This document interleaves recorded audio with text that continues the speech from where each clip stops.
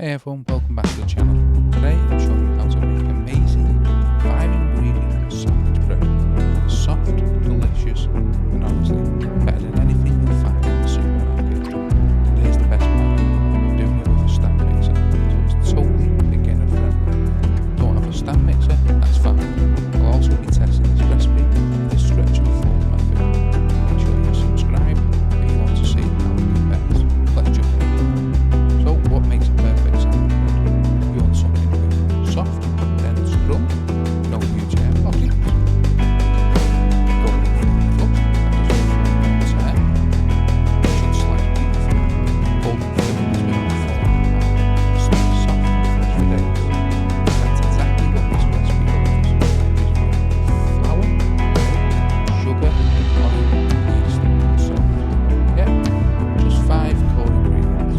Compared to store-bought bread, it's a long list of additives. This is real bread, simple, honest and delicious. Let's quickly talk about what each ingredient does in the recipe. Bold adds softness and a golden colour to the crust. It also helps keep the bread from going stale too fast. Sugar, not for the yeast, it already feeds on the flour. It helps hold moisture and delays mold. Bread soft and flexible, extended shelf, plus it gives that rich and rounded bread flour. Contains 30% protein for strong, clean and nice soft. Yeast is easy to work with, no gluten, just takes about 2 ingredients and to start with the stand mixer. Mix a bowl. Sugar, olive oil, instant yeast, your bread flour, and your salt. Mix in a medium until the dough starts to come together.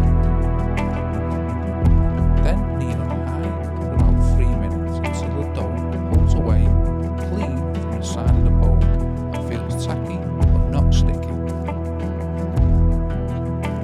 Grease your hands and shape the dough into a ball. Place it into a greased bowl and let it rise for 2 hours or until it's tripled in size. Once the dough is ready, butter or oil a 2-pound loaf pan and line the bottom with parchment paper. Lightly flour your surface and roll the dough into a rectangle. Try and get it about the width of your loaf pan. Flip it smooth side down and roll it into a tight ball. Tuck the ends in if needed as you